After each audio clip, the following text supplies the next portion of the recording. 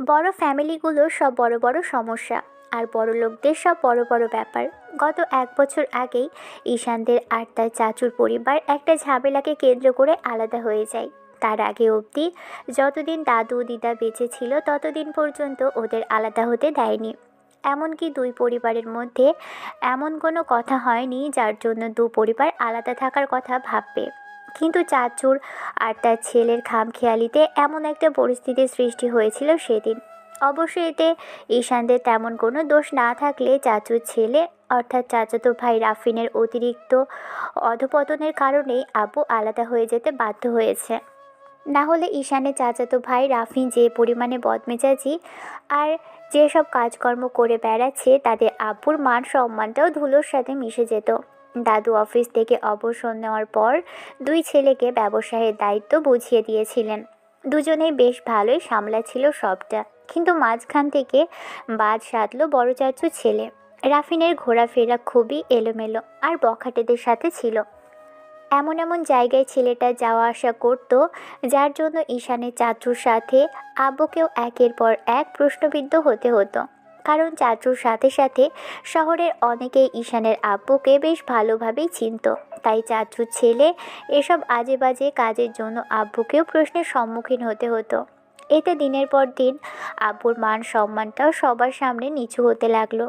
আব্বু বারবার তার বড় ভাইকে বলেছিল ছেলের একটা ব্যবস্থা নিতে, হয় বাহিরে পাঠিয়ে দিতে নয়তো কড়া শাসনে রাখতে, কিন্তু ঈশানের চাচু সেটা শোনেননি।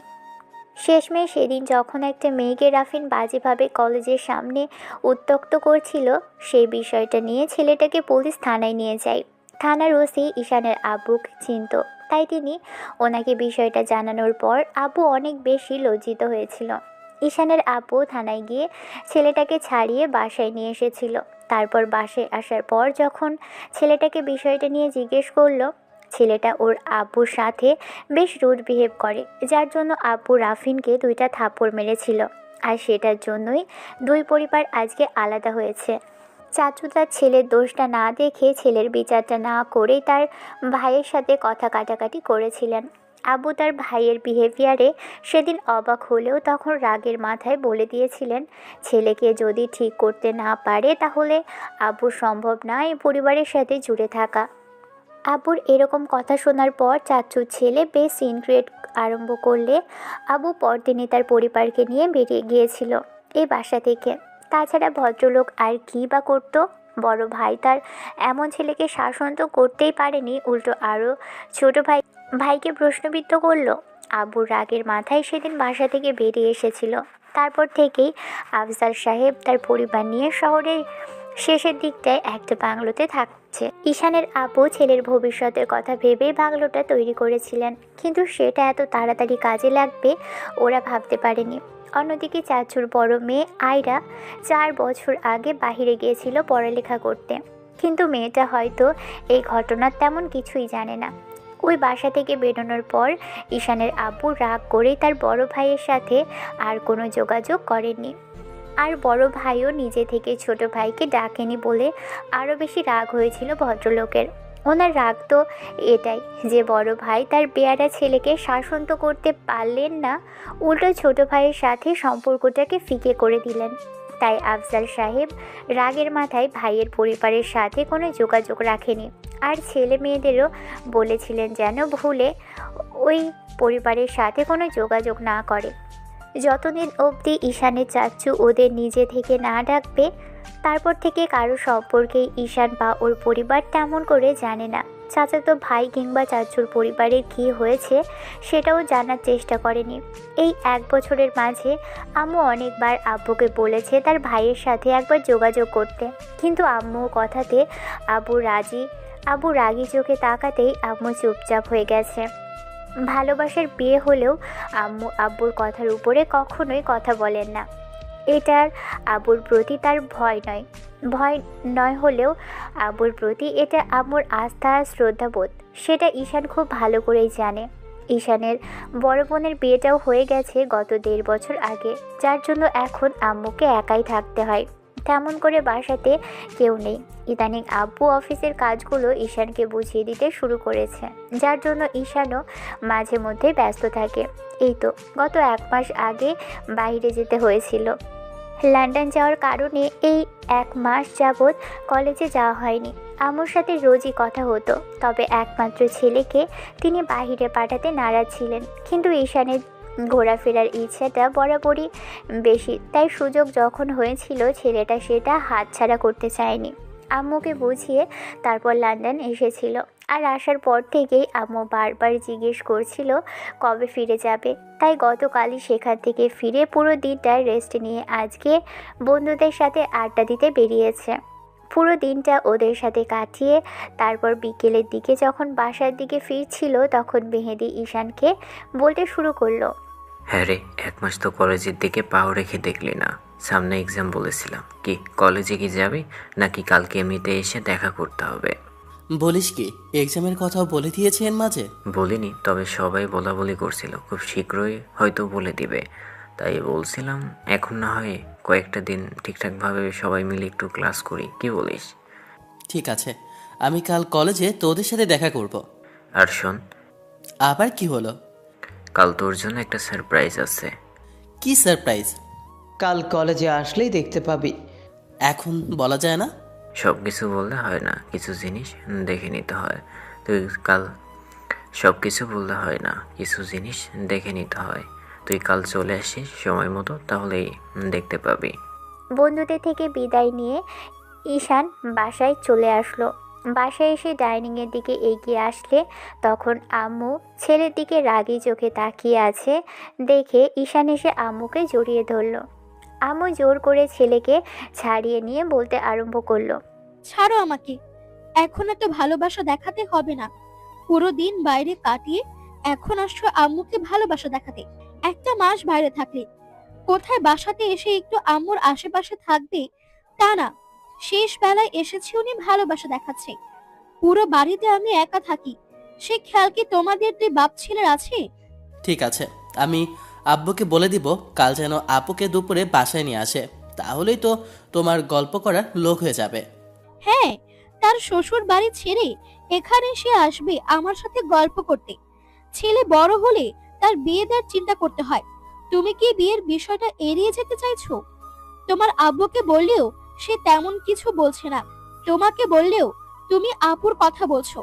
সব বিষয় বিষয় আপুকে টানলে সমাধান হয়? আপু যেমন এক বাড়ির বউ, তেমনি এই বাড়ির ছেলের বউ চাই। ঠিক আছে, তোমাদের যদি খুব ইচ্ছে হয় তাহলে মেয়ে দেখো, আমি বিয়ে করে নেব, কিন্তু আমাকে এসবের মধ্যে জড়াতে পারবে না। আব্বুকে রাজি করাতে পারলেই তবে এইসব কথা বলো। আম্মু চলে যেতে গেলে ঈশান একটু আদুরে সুরে বলতে লাগলো, আমার না খুব খিদে পেয়েছে, আমাকে একটু খাইয়ে দিবে? অনেকদিন তোমার হাতে খাই না আম্মু। এই জন্য এত ভালোবাসা দেখানো হচ্ছে। আচ্ছা, তুমি গিয়ে বসো, আমি খাবার আনছি। এখন তুমি খাবার পাবে কোথায়? না হয় কিছু বানিয়ে নিয়ে আসো। এত দিন পর বাড়ি আসছো, দুপুরে খেলে না, অথচ আমি রান্না করে তোমার জন্য বসেছিলাম, সেগুলো নিয়ে আসছি, খাও। ঈশান মাথা নেড়ে ডাইনিংয়ে গিয়ে বসতেই আম্মু পাশে বসে ছেলেকে খাইয়ে দিতে লাগলো আর হাজারটা কথা বলতে লাগলো। ঈশান ভাবতে লাগলো ছেলেটা, আম্মু ভাবতে লাগলো বিয়েটা করে নিলে হয়তো আম্মুর আর এই আদরটা করবে না, উল্টো খাইয়ে দিতে বললে বলবে এখন বউ এসেছে, বউকে খাইয়ে দিতে। বিয়ে জিনিসটা আগে হলেও করতে হবে, আবার পরে হলেও করতে হবে। তাই আর বারণ করলো না। সেদিন রাতেও আম্মু খাইয়ে দিল। আব্বুর সাথে এই বিষয়টা নিয়ে আম্মু বলতেই আব্বু বিষয়টা কিছুক্ষণ চুপ করে রইল। এবার আম্মু একটু রাগ দেখিয়ে বলতে লাগলো, আমি তোমাকে কোনো কথা বললেই তোমার কাছে সেটাকে গুরুত্বহীন মনে হয়। আমি বলছি ছেলেকে বিয়ে করাবো, এখন একটা ভালো মেয়ে দেখো। তোমার ছেলের বিয়ের বয়স হয়েছে মাত্র 24 বছর বয়স। এই বয়সে কি ওকে বিয়ে করালে ঠিক হবে শায়লা? এখনকার ছেলেরা 18 থেকে 19 বছর বয়সে বিয়ে করে নিচ্ছে। কাকে কি বলছি, যে নিজেই 20 বছরে বিয়ে করে নিল, সে ছেলের বেলায় কেন অন্যরকম ভাবছে? তুমি তো প্রেম করে বিয়ে করেছিলে, কিন্তু তোমার ছেলের তেমন কিছু নেই। আজকালকার ছেলের জিজ্ঞেস করে দেখো কোথায় কি প্রেম ভালোবাসা করেছে। তুমি এত শিওর হচ্ছ কি করে? তোমার ছেলে প্রেম ভালোবাসার মধ্যে জড়ায়নি? কারণ তোমার ছেলে আমাকে সবই বলে, বাইরে কি করেছে না করেছে সবই কাল বলেছে। আর এমন কিছু থাকলে অবশ্যই বলতো। তারপরও যখন তোমার এত সন্দেহ, তাহলে আমি তোমার সামনে না হয় জিজ্ঞেস করে নিব। পরদিন ঈশান আম্মু থেকে বিদায় নিয়ে তারপর কলেজের উদ্দেশ্যে চলে গেল। বাইকটা রেখে তারপর ক্যাম্পাসে আসতেই খেয়াল করলো বন্ধুরা কয়েকজন এসে কথা বলতে আরম্ভ করেছে। ঈশান এসে ওদের সাথে যোগ দিল। কিছুক্ষণ বাদেই কালকে বলা কথাগুলো মনে পড়ল। বলেছিল কি যেন একটা সারপ্রাইজ দিবে। ঈশান বিষয়টা ভেবেই বলতে আরম্ভ করলো, কিরে, তোরা কাল বলছিলি কিসব সারপ্রাইজের কথা? আসার পর থেকে তেমন কিছু বললি না তো। এত উত্তলা হচ্ছিস কেন? সময় হলে সবই দেখতে পাবি। এর জন্যই কলেজে আসলাম। আর তুই বললি সময় হলে দেখতে পাবো? আগে আগে দেখিয়ে দিলেই তো হয়। আচ্ছা দেখিস এখন ক্লাসের দিকে আয়। আচ্ছা দেখিস এখন ক্লাসের দিকে যাই। আর 15 মিনিট বাকি আছে ক্লাসের। তুই এত হাইপার হচ্ছিস কেন? এসেছিস যখন দেখতেই পাবি। বন্ধুরা বিষয়টা এড়িয়ে যাওয়ার চেষ্টা করলো। তাহলে কি ওকে ঢপ মেরেছে? ঈশান বিষয়টা সেটাই ভাবলো, কিন্তু এই মুহূর্তে রাগ করতে ইচ্ছে করছে না। ক্লাসে এসে কথা বলতে আরম্ভ করলে কিছুক্ষণ বাদে কেউ একজন ক্লাসে প্রবেশ করলো। সবাই দাঁড়ালো। ঈশান পিছনের দিকটায় একটা জায়গায় ছিল। সামনে থাকা ব্যক্তিকে দেখেই বেশ খানিকটা অবাক হলো।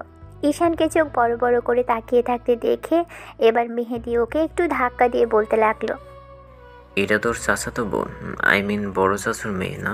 হ্যাঁ, সেটাই তো দেখছি। কিন্তু উনি এখানে কি করছে? কি আর করবে, গত 1.5 মাস আগেই ম্যাডাম জয়েন করেছে। তোকে বারবার বলেছিলাম কলেজে আয়। প্রথমে আমারও কেন জানি সন্দেহ হয়েছিল। 4 বছর আগে দেখেছি, তাই মনে করতে পারছিলাম না।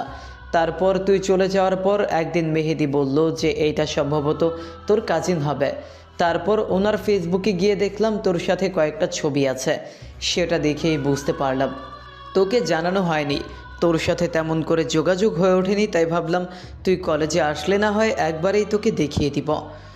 ও আচ্ছা, এই তাহলে তোদের সারপ্রাইজ। তা নয়তো কি, বড় চাচুর সিনিয়র মেয়ে যখন কলেজের ম্যাডাম। Silent, keep silent. তোমাদের ক্লাসে আসলে এত কি কথা জমে আমি তো বুঝতে পারি না। নাকি আমার ক্লাসেই তোমরা এত কথা বলো? সবাই চুপ করে আছে। এরই মাঝে শুভ হুটহাট করে বলে উঠল, জি না ম্যাডাম, আমরা সবার ক্লাসেই কথা বেশি বলি। সবাই বেশি কথা না বললেও তুমি যে সবসময় বক বক বেশি করতেই থাকো সেটা আমি খুব ভালো করেই জানি। আয়রা ম্যাডাম অর্থাৎ চাচুর মেয়ে কথাটা বলেই ওদের দিকে তাকালো। একই শাড়িতে 3 জন দাঁড়িয়েছিল, আর দুজনের মাঝখানটা ঈশানকে দেখে ম্যাডাম কিছুক্ষণের জন্য চুপচাপ রইল। পিছনে ঈশানকে দাঁড়িয়ে থাকতে দেখে সেই থেকে মেয়েটা ওর দিকে তাকিয়ে আছে। কয়েক সেকেন্ড বাদেই আয়রা কিছু একটা ভেবে তারপর ক্লাস করানোতে মনোযোগ দিল। ঈশান ভেবেছিল ভদ্রমহিলা ওর সাথে কথা বলবে, আবার পরক্ষণে মনে হলো এতদিন বাদে দেখা, তাই হয়তো চিনতে পারেনি। তার উপর চাচু হয়তো বলে দিয়েছে যেন ওদের সাথে যোগাযোগটা না রাখে। তাই বিষয়টা ভেবে দুজনেই ক্লাসে মনোযোগ দিল। একজন ক্লাস করানোতে আরেকজন ক্লাস করতে। ক্লাসটা শেষ হতেই আয়রা বেরিয়ে গেল। তারপর ঈশান ওর বন্ধুদের সাথে কথা বলতে আরম্ভ করলে শুভ বলল, ঘটনাটা কি হলো বলতো? ম্যাডাম কি তোকে চিনতে পারেনি নাকি চিনেও কথা বললো না? আমি সেটা কি করে জানবো? তাছাড়া গত 1.5 বছর যাবৎ ওনার সাথে আমার কোনো যোগাযোগই নেই, তাই হয়তো চিনতে পারিনি। একটা মানুষ এতটাও তো ভুল করতে পারে না। উনি তোর চাচাতো বোন, দুজনে একসাথে থাকতি। 1.5 বছর আগে তো কথা বলেছিলি। মানুষের চেহারাটা মানুষ এত তাড়াতাড়ি ভুলতে, একটা মানুষ এতটা তো ভুল করতে পারে না। উনি তোর চাচাতো বোন, দুজনে একসাথে থাকতি। 1.5 বছর আগে তো কথা বলেছিলি। মানুষ চেহারা মানুষের এত তাড়াতাড়ি ভুলে যেতে পারে না। কলেজে কে কোথায় কি করে সবটাই মনে রাখতে পারে, অথচ নিজের চাচাতো ভাইকে মনে রাখতে পারে না ভদ্রমহিলা। সে মনে রাখেনি আর কথা বলেনি, তোরা এটা নিয়ে পড়লি কেন? আমি তো সেটাই বুঝতে পারছি না। বাদ দে না এসব কথা। জোনের একটা ছেলের সাথে কি এত কথা বলবে? উনি কলেজের ম্যাডাম হয়ে স্টুডেন্টদের সাথে কি এত পার্সোনাল কথা বলবে? আজব। ঈশান যে ঘটনাটাকে বিরক্ত হলো সেটা ওর বন্ধুরা বুঝতে পারল। একই তো চাচাতো বোন, এতদিন পর দেখেও কথা বলেনি। তার উপর আবার ওরা এসব কথা বলছিল, তাই প্রচণ্ড পরিমাণে বিরক্তি লাগলো ঈশানের। ছেলেটা এক প্রকার রাগ নিয়েই সেখান থেকে বেরিয়ে গেল। ওরা কলেজের বারান্দায় দাঁড়িয়ে কিছুক্ষণ কথা বলে। আরও 2টা ক্লাস করে সবাই বেরিয়ে গেল ক্লাস থেকে। ক্যান্টিনে গিয়ে কথা বলছিল সবাই। এরই মাঝে কোথা থেকে যেন পিয়ন লোকটা এসে দাঁড়ালো। তারপর পান খাওয়া দাঁত গেলিয়ে বলতে আরম্ভ করলো। তোমাদের মধ্যে ঈশান কে? সবাই লোকটার দিকে তাকাতেই ঈশান উঠে দাঁড়ালো। লোকটা বলতে আরম্ভ করলো। আয়রা ম্যাডাম তোমাকে ডেকেছে, তোমার সাথে নাকি কি কথা বলবেন উনি। এবার সবাই যেন একটা হাঁপ ছেড়ে বাঁচল। ঈশানের থেকে ওর বন্ধুরা বেশি স্বস্তি পেল। ছেলেটা সবার দিকে তাকিয়ে বিষয়টা বুঝতে পেরে পিয়নকে আসছি বলে চলে যেতে বলতেই সে চলে গেল। এবার শুভ বলতে আরম্ভ করলো। আমি জানতাম এরকম কিছু হবে। অন্যান্য গল্পের সিনেমায় তো দেখেছি এরকমটাই হয়। ক্লাসে ম্যাডাম তার পরিচিত কিংবা কাজিনের সাথে কথা বলতে পারেন না। আর এটা কি কথা বলার জায়গা নাকি? পার্সোনাল কথা পার্সোনালভাবে বলতে হয়। কি বলিস তোরা? ফালতু কথাটা কি বলে গিয়ে শুনে আসি আমি। ঈশান বলেই হাঁটা ধরল। পিয়ন কিছুটা দূরে চলে এসেছিল, তাই দ্রুত হেঁটে ওনার সাথে আয়রা ম্যাডাম অর্থাৎ চাচাতো বোনের অফিস রুমের সামনে আসলো। ভদ্রমহিলা কারোর সাথে কথা বলছে। ঈশান বাহিরে দাঁড়িয়ে রইল। ঈশানকে আর চোখে একবার বাহিরে দাঁড়িয়ে থাকতে দেখে আয়রা আপু ওরফে ম্যাডাম যাদের সাথে কথা বলছিল তাদের বিদায় জানালো। তারপর ভদ্রমহিলা ঈশানকে বলতে লাগলো। ঈশান, দাঁড়িয়ে আছো কেন? ভিতরে এসো। ঈশান গিয়ে ম্যাডামের সামনে মাথা নিচু করে দাঁড়াতেই আয়রা ওকে বসতে বলল। ঈশান চেয়ার টেনে বসতেই ম্যাডাম বলতে লাগলেন। কি ভেবেছিলে তুমি? আমি তোমাকে চিনতে পারিনি? অবশ্যই চিনতে পেরেছি। তুমি আমার চাচুর একমাত্র সুইট কিউট ছেলে। তার উপরে সে আমার জুনিয়র ব্রাদার। তাকে না চিনে পারি বলো? আমি ওসব কিছু ভাবিনি। এখন বলুন কেমন আছেন? আলহামদুলিল্লাহ ভালো। কেন, বাবার জন্য কি কেউ আছে নাকি? মেয়েটা হাস্যোজ্জ্বল চেহারা নিয়ে কথাগুলো বলতেই ঈশান আর চোখে একবার দেখে চোখ নামিয়ে রাখলো। ঈশান খানিকটা অবাক হচ্ছে, কারণ ভদ্রমহিলা ওকে তুমি করে বলছে। আগে তো তুই তুই করেই বলতো, কিন্তু কলেজে বলে কি ম্যাডাম তুমি করে বলছে? বিষয়টা বুঝতে পারলো না। ছেলেটা মাথা নেড়ে না সুযোগ উত্তর দিয়ে বলল। না, গত 1 বছরে আপনাদের সাথে আমাদের কোনো যোগাযোগ নেই। তার উপর মনে রেখেছেন কিনা সেটা আপনার একান্তই ব্যক্তিগত ব্যাপার। এমন করে বলছো কেন ঈশান? আমি তো বাইরে ছিলাম, দেশে এসে আসলাম, জানতে পারলাম তোমাদের সাথে আমার পরিবার থাকে না। কিন্তু কোনো কেন জিজ্ঞেস করতেই আব্বু তেমন কিছু বলেনি। আম্মুর কাছ থেকে সবটা জানতে পারলাম। বাদ দিন ওসব কথা। কবে দেশে আসলেন? চাচুর এত বড় বিজনেস থাকতে শেষে কলেজের ম্যাডাম হতে ইচ্ছে হলো কেন? ভদ্রমহিলা কেমন করে যেন তাকালো। ম্যাডামের সাথে চোখাচোখি হতেই ঈশান চোখ জোড়া নামিয়ে নিয়ে বুঝতে পারলো ওর প্রশ্ন করাটা ঠিক হয়নি। সরি ম্যাডাম, আমি বুঝতে পারিনি আপনি কলেজের ম্যাডাম। আপনাকে এত প্রশ্ন করার অধিকার আমার নেই। যাই হোক, কী জন্য ডেকেছেন বলুন। তুমি এমন করে কথা বলতেছো কেন? আমি কি একবারও বলেছি তুমি আমাকে কোনো প্রশ্ন করতে পারবে না? ঈশান চুপ করে আছে, তাই আয়রা ওর হাতের উপর একটা হাত রাখলো। সাথে সাথে ঈশান খানিকটা অবাক হয়ে মেয়েটার দিকে তাকালো। মেয়েটা একটু মুচকি হাসলো, তারপর ওর গালটা টেনে দিয়ে বলতে লাগলো। চাচুর মতো তুমিও কি রাগ করে আছো আমাদের উপরে? না, আমি কেন রাগ করতে যাব? 2 ভাই ঝামেলা করেছে, তার জন্য আমার রাগ করার কি আছে? তাহলে কথা বলছো না কেন? আর আমার দিকে তাকাচ্ছ না কেন? কলেজের ম্যাডামের সাথে কি কথা বলবো সেটাই বুঝতে পারছি না। যাই হোক, আপনি আমাকে কেন ডেকেছেন বলেন। কোথায় থাকো এখন?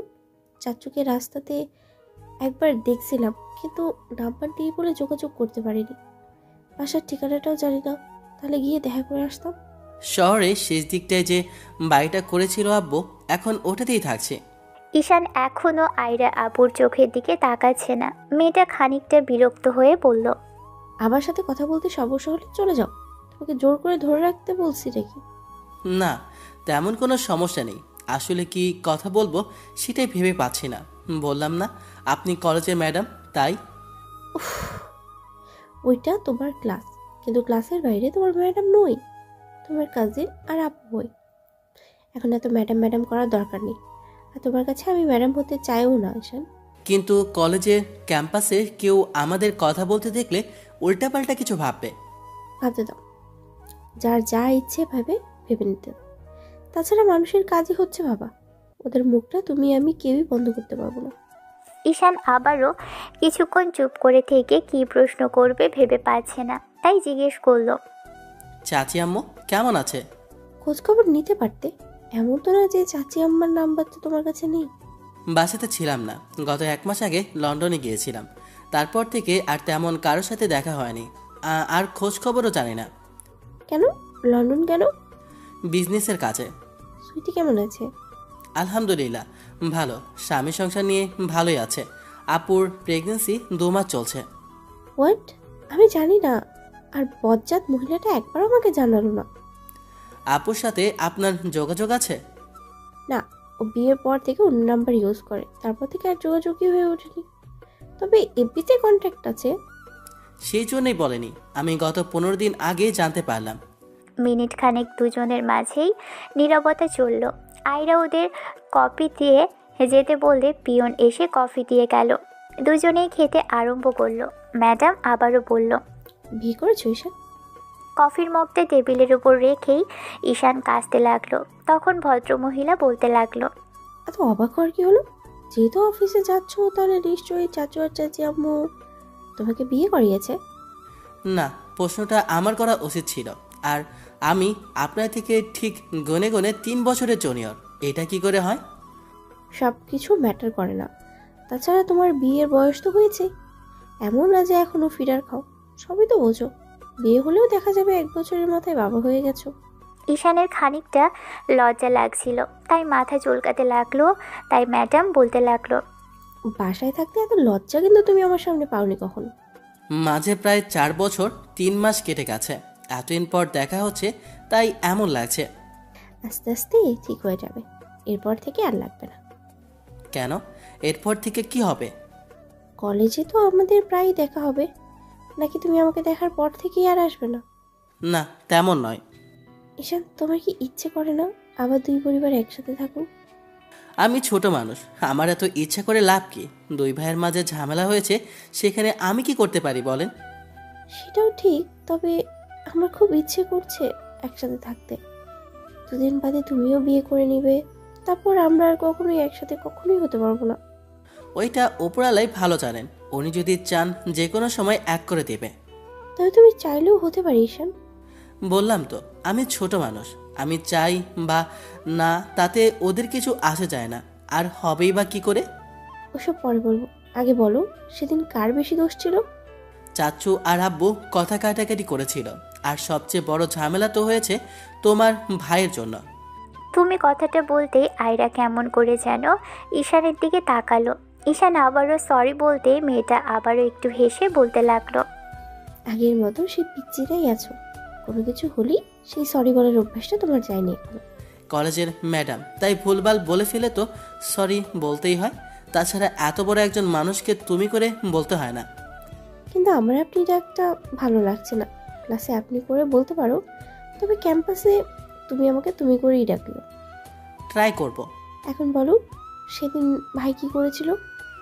কি আর করবে, আমাদের পাশের কলেজেরই একটা মেয়েকে খুব উত্ত্যক্ত করেছিল। মেয়েটার রিলেটিভ কেউ হয়তো থানায় কল করে দিয়েছিল। এখানকার ওসি ভাইয়াকে থানায় নিয়ে গিয়েছিল। তারপর ওসি আব্বুকে বিষয়টা জানালে আব্বু গিয়ে ভাইয়াকে ছাড়িয়ে এনেছিল। ভাইয়া সেদিন বাসে এসে চাচি আম্মুর সাথে খানিকটা সিনকেট করে। তখন আব্বু রাগের মাথায় ভাইয়াকে 2টা থাপ্পড় মেরেছিল আর বলেছিল, একে তো এত বড় বাড়ির ছেলে হয়েও রাস্তাঘাটে গিয়ে মেয়েদের উত্ত্যক্ত করছো, তারপর আবার বাসায় এসে আম্মুর সাথে মিসবিহেভ করছো। লজ্জা থাকা উচিত ছিল তোমার। নিজের কাজে একটু অনুতপ্ত না হয়ে বাসায় এসে চটপাট করছো। আব্বু ভাইয়াকে থাপ্পড় দিতেই ভাইয়াও রেগে যায়। আব্বুর সাথে সিনকেট করতে থাকে। রাতে চাচু বাসায় আসলে সব জানানো হয়। তোমার ভাই প্রত্যেকটা দিন প্রত্যেকটা মুহূর্তে আব্বুর কাছে এসব কথা আসতো। এসব চাচুর কেন আসতো? চাচু ভাইয়াকে কিছু বলতো না, কেন যে চুপ করে থাকতো জানি না। আয়রা একটা দীর্ঘ নিঃশ্বাস ফেলে বলতে লাগলো, গত 6 মাস আগে ভাইকে রিহ্যাব থেকে বাসায় আনা হয়েছিল। একটা সময় এত বেশি নেশা করেছিল যার জন্য মানসিক ভারসাম্য হারিয়েছিল। তারপর ওকে 6 মাসের মতো রিহ্যাবে রাখা হয়। 6 মাস মতো সেখানে থাকার পর পুরোপুরি সুস্থ হয়ে বাসায় আসতেই আব্বু ওকে দেশের বাইরে পাঠিয়ে দিয়েছে। সেখানেই এখন একটা জব করছে। ও, তাহলে তো ভালোই। ভালো আর কই হলো, একমাত্র ভাই দেশের বাইরে, তার উপরে আব্বু বলে দিয়েছে তার ভাইয়ের সাথে যতদিন না সম্পর্ক ঠিক হবে ততদিন পর্যন্ত যেন দেশে না আসে। ম্যাডাম অর্থাৎ আয়রা আপু কথা শুনে ঈশান খানিকটা অবাক হলো। যে ছেলের জন্য চাচু তার ভাইয়ের সাথে ঝামেলা করলো, আবার সেই ছেলেই কিনা দেশের বাইরে পাঠিয়ে দিয়েছে। আবার ছেলেকে বলে দিয়েছে 2 ভাইয়ের সম্পর্ক ঠিক না হওয়া পর্যন্ত দেশে যেন না আসে। ভাইয়ের প্রতি এত ভালোবাসা, তাহলে কেনই বা ভাইকে ডেকে নিয়ে সমস্যা সমাধান করছে না? দুজনের কথা বলে নিলেই তো সবটা ঠিক হয়ে যায়। ঈশান ছোট মানুষ, কি বলবে জানা নেই, তাই চুপ করে রইল। তখন ম্যাডাম বলতে লাগলো, কার সাথে রিলেশন আছে তোমার? না, নেই। তবে বাসা থেকে আব্বু আম্মু বলেছে খুব শীঘ্রই বিয়ে করিয়ে দেবে। কেন, ছেঁকা খেয়েছিলে নাকি? কাকে পছন্দ করো তার সাথে বিয়ে? আমি এসবে বিশ্বাস করি না, আর প্রেম ভালোবাসা আমার অপছন্দ। বিয়ের আগে যে কোনো সাধারণের সম্পর্কই হারাম। আর আজকালকার প্রেম ভালোবাসা দেখে আমার এসবের থেকে বিশ্বাস উঠে গেছে। বন্ধুরা কয়েকজন প্রেম করে ছেঁকা খেয়েছে, ওদের অবস্থা চোখের সামনে থেকে দেখে কোনো মেয়েকে বিশ্বাস করতে ইচ্ছে করেনি। এত ভয় মেয়েদের নিয়ে? কি দরকার আছে যে সে ঝামেলায় জড়ানোর? বিয়ে করে নিলেই সেও যে তোমার সাথে থেকে যাবে, তোমাকে ভালোবাসবে, তার কি গ্যারান্টি আছে? অর্ধেক বয়স সংসার করার পরও মানুষ অন্যের হাত ধরে চলে যায়। তাহলে প্রেম ভালোবাসা করলেই যে ছেড়ে চলে যাবে না, আর বিয়ে করলেই থেকে যাবে, তার কি গ্যারান্টি আছে তোমার কাছে? ওসব কিছু চাই না, তবে আম্মু বারণ করেছিল এসব প্রেম ভালোবাসার না জড়াতে। যদি কাউকে পছন্দ হয় তার কথা যেন আব্বু আম্মুকে বলি, সেজন্য আর এসব নিয়ে ভাবা হয়নি। ঈশানের এসব জ্ঞানমূলক কথা শুনে ম্যাডাম একটা দীর্ঘ নিঃশ্বাস ফেলল। তখন আয়রা আবার বলতে লাগলো, ঠিক আছে, ক্লাসে যাও। ক্লাস করবে তো নাকি বাসায় দিকে যাবে? না, আর ক্লাস করব না। ঠিক বাসায় চলে যাও, আর আজে বাজে বখাটেদের সাথে আড্ডা দেওয়ার কোনো দরকার নেই। ঠিক আছে, কখনো বাসায় আসবেন? তুমি যেদিন নিয়ে যাবে সেদিন যাবো।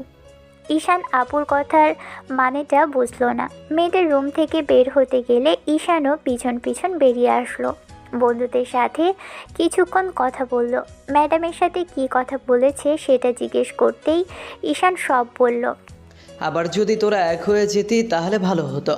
এখন তোর চাচাতো ভাই তো আর ওই বাসাতে থাকে না, তাহলে এখন 2 পরিবারকে এক হতে সমস্যা কোথায়? তোর চাচু এত কথা বলেছে, তাহলে তোর আব্বুকে ডাকছে না কেন?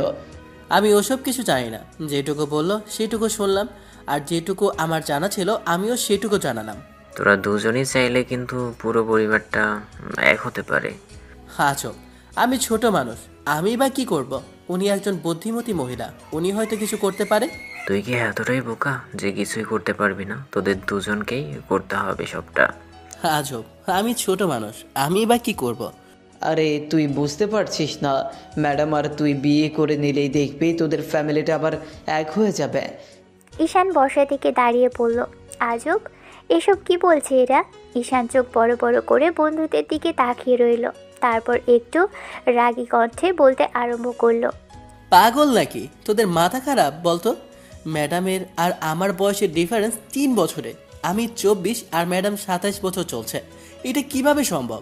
আর এসব কথা যদি ভদ্রমহিলা ভুলেও জানতে পারে তাহলে উনি যে পরিমাণে রাগে, তাহলে আর দেখতে হবে না আমাকে। এতে এত অবাক হবার কি আছে? সিনিয়র জুনিয়রের কি প্রেম ভালোবাসা হয় না? 5 বছরের ছোট ছেলেকেও মেয়েরা আজকাল বিয়ে করছে, সেখানে 3 বছর তো কোনো ঘটনাই না। দুজন একসাথে পাশাপাশি দাঁড়াবে, কেউ দেখে বলতে পারবে না তোদের বয়সের ডিফারেন্ট এতটা। উল্টো ম্যাডামকে বলবে তোর বউ কিংবা গার্লফ্রেন্ড।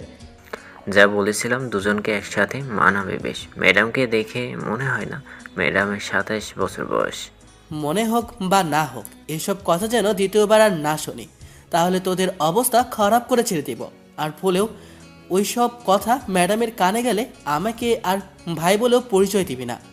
সব বিষয়ে এত ভয় পেলে কিন্তু চলে না বন্ধু। ওসব জানি না, আমার এসব ভালো লাগে না। তোরা সেটা খুব ভালো করেই জানিস। খামোখা এসব বলে মনটা খারাপ করে দিস না তো। আমি তো মনে করেছিলাম চাচ্চুর মতো আয়রা আপু মুখ ঘুরিয়ে রাখবে, কথা বলবে না, কিন্তু এখন দেখছি নিজে থেকে এসে কথা বলছে। সময় থাকতে থাকতে এসবটা নিজেরাই ঠিক করে নিতে পারিস। ম্যাডামের বিয়ের বয়স হয়েছে, যে কোনো দিন দেখবি বাসা থেকে বিয়ে ঠিক করে দিবে। নিজের কাজিনকে তো হারাবি, আবার কলেজের সিনিয়র ম্যাডাম ওরফে চাচাতো বোনকে বিয়ে করার সুযোগটাও হাতছাড়া হবে। সিনিয়র বউ বলে ভালোবাসাটা বেশিই পাবি। বাবু সোনা জানো বলে অতিরিক্ত আদর করবে, বকা দিবে, তবে ভালোবাসবে তার থেকে বেশি পাবি। এসব আজে বাজে কথা বলার জন্য কলেজে ডেকে আনলি আমাকে? ভেবেছিলাম 2 দিন রেস্ট নেব, তারপর না হয় কলেজে আসব। কলেজে আসলে তোদের সাথে আর ওনার সাথেও দেখাও হতো। এমন না যে খুব বেশি গুরুত্বপূর্ণ ছিল এগুলো। ঈশান রাগ দেখিয়ে বন্ধুদের থেকে বিদায় নিয়ে চলে আসলো। বাসায় এসে আম্মুকে বিষয়টা জানালো। আম্মু বলতে লাগলো, তাহলে বাসায় নিয়ে আসলি না কেন? এত করে যখন সবকিছু জিজ্ঞেস করলো, বাসায় একটাবার নিয়ে আসতি। আজকেই প্রথম দেখা হলো। এতদিন বাদে বিদেশ ফিরে কলেজের ম্যাডাম হিসেবে জয়েন করে ক্লাস নিতে আরম্ভ করেছে। সময় সুযোগ করে আসবে কখনো। ঠিকানা দিয়ে এসেছি আমি। জিজ্ঞেস করলে না বিয়ে টিয়ে করছে কিনা? আমার মনে হয় না বিয়ে করলে জব করতে পারতো। এরপর কয়েকটা দিন মাঝে কাটলো। ঈশান প্রতিদিনই ক্লাস করলো বেশ ভালোভাবেই। আয়রা ভেবেছিল ঈশান ঠিকঠাক মতো ক্লাস করবে না, কিন্তু ছেলেটার পড়ালেখার প্রতি মনোযোগ আছে, সেটা বলতেই হবে। ছোটবেলাতে এত বেশি পড়াশোনাও করতো না ছেলেটা, তবে যাওয়ার আগে আয়রা দেখেছিল ঈশান পড়ালেখার প্রতি বেশ খানিকটা মনোযোগী হয়েছে। তার একমাত্র কারণ ছিল চাচুর কাছে ঈশান যা চাইতো চাচু তাকে শর্ত জুড়ে দিত, পরীক্ষায় ভালো রেজাল্ট করতে পারলেই সেটা দিবে। তখন থেকেই হয়তো ছেলেটা পড়ালেখার প্রতি মনোযোগী হয়েছে। তো 7 দিন পর, সেদিন যখন 2টোর দিকে ঈশানদের একটা ক্লাস টেস্ট পরীক্ষা রাখা হলো, সেদিন ঈশান বন্ধুদের সাথে ক্যান্টিনের দিকেই যাচ্ছিল। দূর থেকে আয়রা ম্যাডাম বিষয়টা খেয়াল করে ঈশানকে পিয়নকে দিয়ে ডাকালো। ঈশান ক্যান্টিনে এসে দেখলো ম্যাডাম একটা জায়গায় বসে আছে। বিষয়টা দেখে ঈশান এসে দাঁড়াতেই তখন ম্যাডাম একটু হাসার চেষ্টা করে বলল, বসো। না, ওদিকে আমার ফ্রেন্ডরা বসে আছে। আপনি লাঞ্চ করবেন, খেয়ে নিন, আমি আসছি। আমি আজকে আমার একার জন্য লাঞ্চ আনিনি, নিজ হাতে রান্না করে নিয়ে এসেছি। তুমি খেয়ে দেখো কেমন হয়েছে। ঈশান খানিকটা অবাক হলো, এই মেয়ে আবার রান্না করা শিখলো কবে? এবার আয়রা একটু রাগি চোখে তাকাতেই ঈশান বসে পড়ল। ছোটবেলায় ঈশান যেটা করতে না চাইতো আয়রা আপু ওকে ঝাড়ি মেরে আর ধমকের উপরে রেখে সেটাই করাতো। ঈশান বসে পড়তেই ভদ্রমহিলা খাবার বেড়ে ওকে দিতে লাগলো। ঈশান খেয়াল করে দেখলো গরুর মাংস রান্না করেছে মেয়েটা। কেমন হয়েছে আল্লাহ মাবুদ জানে, আদৌ কি খাওয়া যাবে কি না বিষয়টা ভেবেই যখনই মাংসটা খিচুড়ির সাথে মুখে দিল, বুঝতে পারলো অসাধারণ হয়েছে রান্নাটা। কয়েকবার মুখে নিতেই দেখলো ভদ্রমহিলা উৎসুক জনতার মতো তাকিয়ে আছে। ছেলেটা একটু হাসার চেষ্টা করে বলল, আপনি রান্না করেছেন?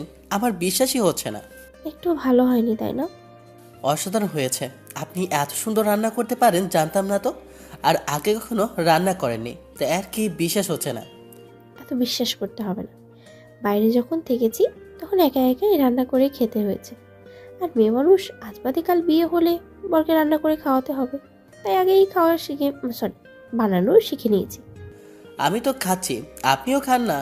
খেয়ে দেখুন, রান্নাটা সত্যিই ভালো হয়েছে। আয়রাও খেতে লাগলো।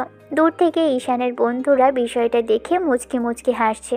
ম্যাডাম একবার ওদের দিকে দেখতেই সবগুলো চোখ ফিরিয়ে নিল। তখন আয়রা বলতে লাগলো, তোর বন্ধুরা কি বলছে বলো তো? ওই আর কি, একটু অবাক হচ্ছে। ম্যাডামের সাথে কোনো স্টুডেন্টকে প্রথমবার খাবার খেতে দেখছে, তাই হয়তো। আমার কিন্তু না মনে হয় না। ওরা কি আমাদের নিয়ে অন্য কিছু ভাবছে ঈশান?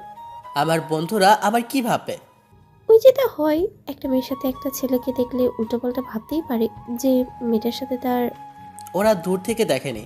আপনি যেমন আমার ম্যাডাম, তেমনি সিনিয়র চাচাতো বোন, তাই ওদের এসব নিয়ে ভাবার কোনো কারণ দেখছি না। তাতে কি ওদের ম্যাডাম হলেও তোমার তো আর কাজিন আর চাচুর মেয়ে। হ্যাঁ, চাচুর মেয়ে আর বড় আপু, তাই এসব কিছু ভাবার কোনো চান্সই নেই। কেন? ভাবলে কি খুব বেশি ক্ষতি হবে? নাকি আমাকে নিয়ে ভাবা যায় না আমি এতটাই দেখতে খারাপ? আয়রার কথাতে ঈশান কেসে উঠল। সাথে সাথে ম্যাডাম পানির বোতল ওর দিকে এগিয়ে দিয়ে মুখের সামনে ধরল।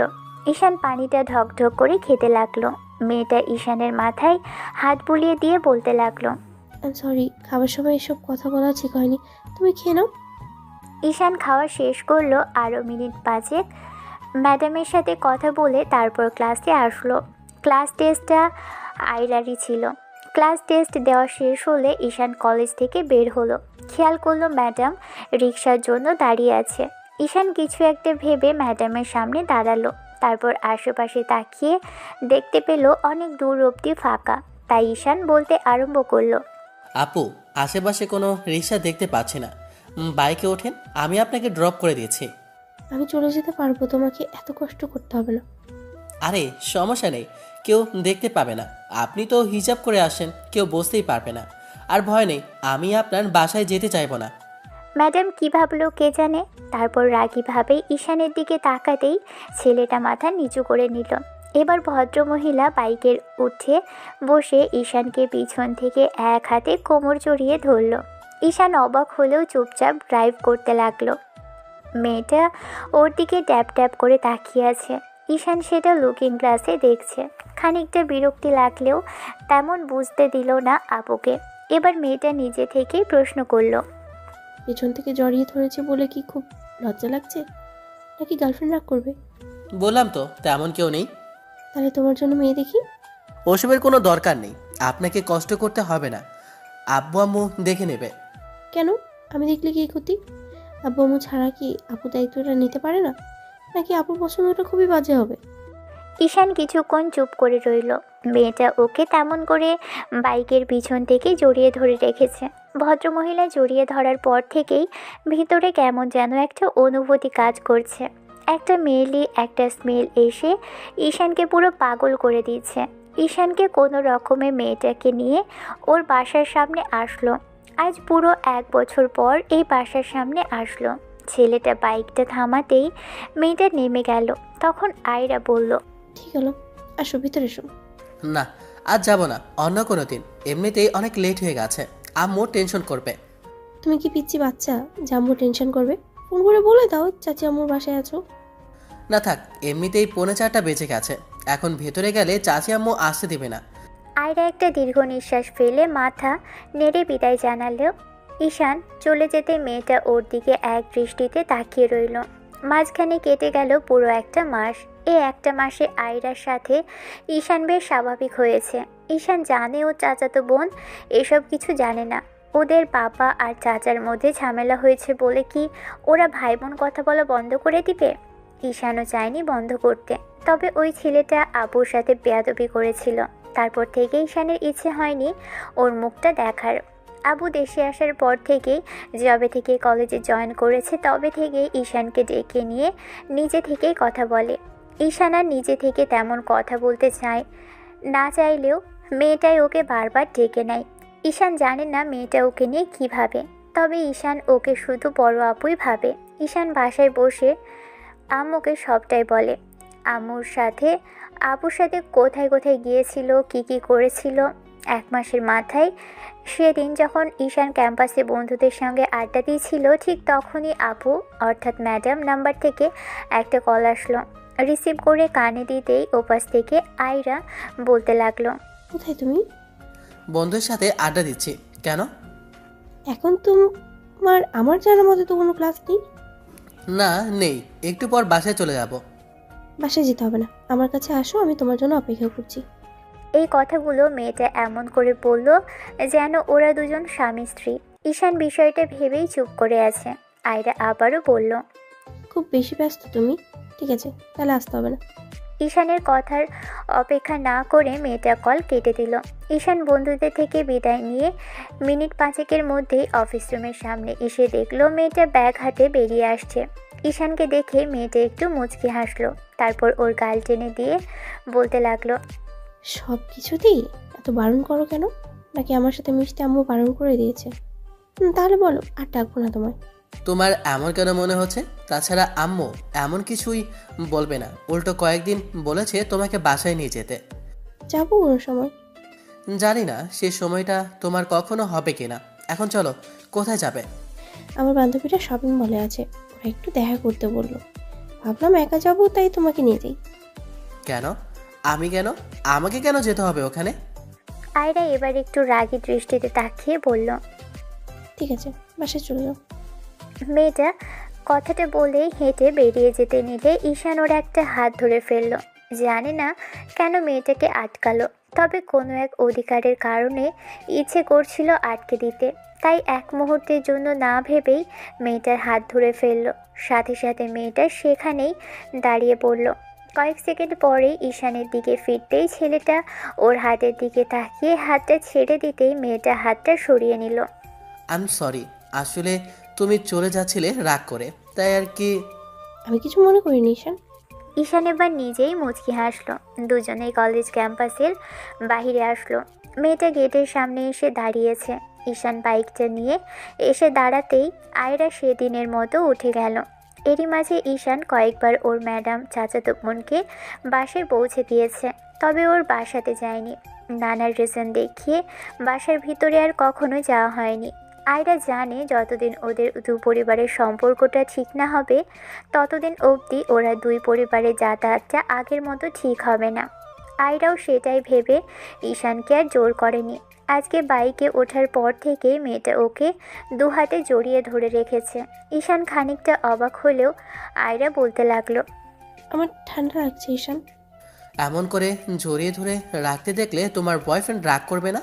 তাছাড়া তুমি সবসময় আমার সাথে এত কথা বলো, ও যদি জানতে পারে তাহলে তো তোমাদের মাঝে রাগারাগি হবে। খামোখা কেনই বা নিজেদের মধ্যে এরকম ঝামেলা বাড়াবে আমার সাথে কথা বলে? থাকলে তো রাগ করবে। এত সুন্দরী একটা মেয়ের কিনা বয়ফ্রেন্ড নেই, এটাও আমাকে বিশ্বাস করতে বলছো? না নেই। তাহলে তুমি বলছো আমি সুন্দর দেখতে? হ্যাঁ, এটা আবার বলার কি আছে? যা সত্যি সেটাই তো বললাম। তাছাড়া কলেজেই তো দেখো গিয়ে কত ছেলে তোমাকে পছন্দ করে, সেই জন্যই তো ক্লাসে গেলে ঢ্যাপ ঢ্যাপ করে তাকিয়ে থাকে তোমার দিকে। কেন?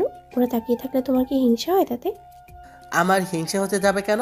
তুমি আমার চাচাতো বোন। তাছাড়া অন্য পরিচয় কলেজে ম্যাডাম, তোমাকে সবাই তাকিয়ে থেকে দেখতেই পারে, কারো পছন্দ হতেই পারে। এই নিয়ে খামোখামি রাগ দেখে কী লাভ বলো? ও, আমি ভাবলাম অন্য কোনো ছেলে আমার দিকে তাকিয়ে থাকলে তোমার হিংসা হয়, রাগ হয় খুব। এখন দেখছি অন্য কোনো ছেলে আমার দিকে ট্যাপ ট্যাপ করে তাকিয়ে থাকলেও, আমার সাথে প্রেম করতে চাইলেও তোমার রাগ হবে না। আপু শেষের কথাটা গাল ফুলিয়ে বলল। ঈশান সেটা লুকিং গ্লাসে স্পষ্ট দেখলেও কোনো জবাব দিল না। শপিং মলের সামনে এসে আয়রা বাইক থেকে নামলো। ঈশান বাইকটা পার করে আসতেই দেখলো মেয়েটা দাঁড়িয়ে আছে। ঈশান আসতেই আয়রা ওর হাত ধরল। ঈশান খানিকটা অবাক হলেও কিছু বলল না। মেয়েটা ওর হাত ধরে লিফটের মধ্যে গেল। তারপর লিফট চালু হতেই যখনই ঝাঁকুনি দিল সাথে সাথে মেয়েটা ওর হাতটা আরও শক্ত করে জড়িয়ে ধরল।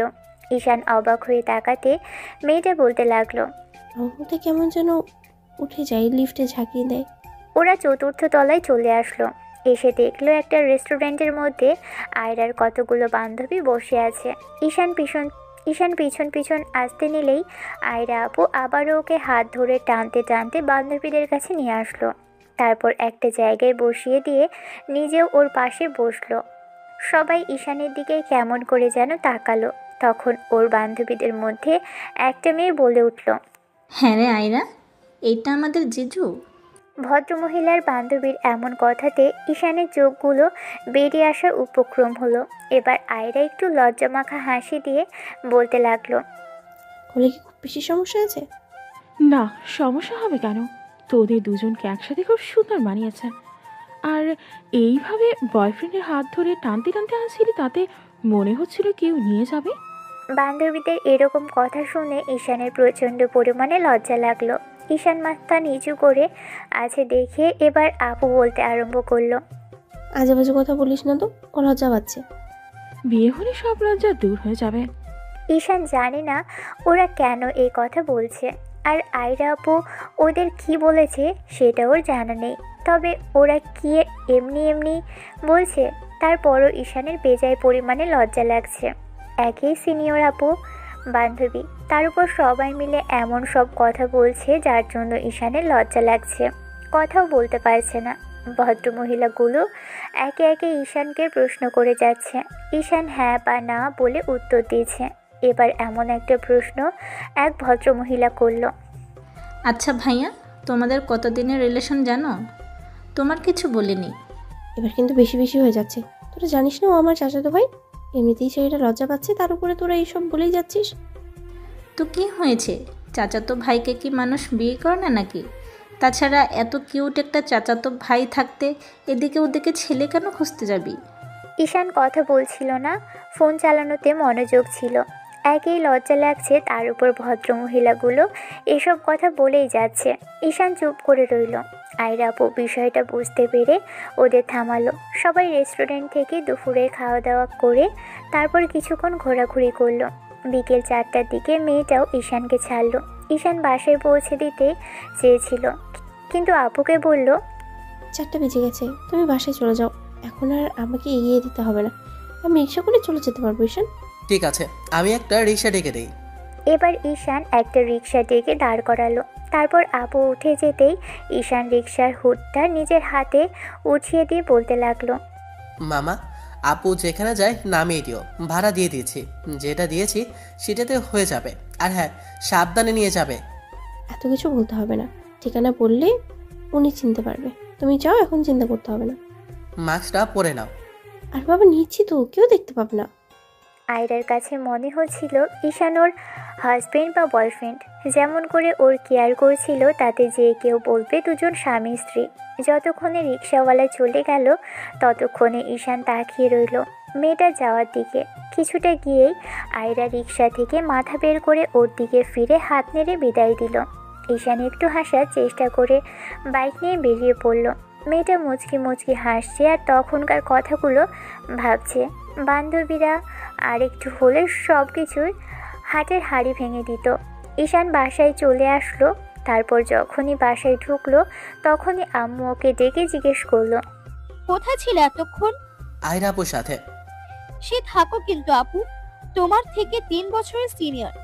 এমন কিছুর মানে বের করো না যার জন্য দুই পরিবারের সম্পর্কটা আরো নষ্ট হয়, যেটা সারা জীবনেও ঠিক হবে না। আম্মু, আমি জানি তুমি কি বোঝাতে চাইছো, কিন্তু আমি এসব কিছু ভাবিনি। আমি আপুর সাথে নিজে থেকে গিয়ে কখনো কথা বলি না। এখন একজন ডাক্তার যদি যেতে বারণ করো তাহলে সেটাও বন্ধ করে দেব। আমি তোমাকে তেমন কিছুই বলিনি, শুধু সাবধানে থাকতে বলছি। আম্মুর সাথে কথা বলা শেষে ঈশান রুমে আসলো। আরও 2 দিন পরের ঘটনা। সেদিন ঈশান খুশি মনে কলেজে আসলো, কারণ আম্মু আব্বুকে আজকে বাসায় নিয়ে যেতে বলেছে। ঈশান সেটা বলার জন্য একটা ক্লাস শেষে যখন আপুর অফিস রুমের সামনে আসলো, দেখলো আপু কয়েকটা ছেলের সাথে বসে কথা বলছে। প্রায় 3টা ছেলে আপুর সামনে বসে আছে। আয়রাও বেশি হাসি করেই কথা বলছে।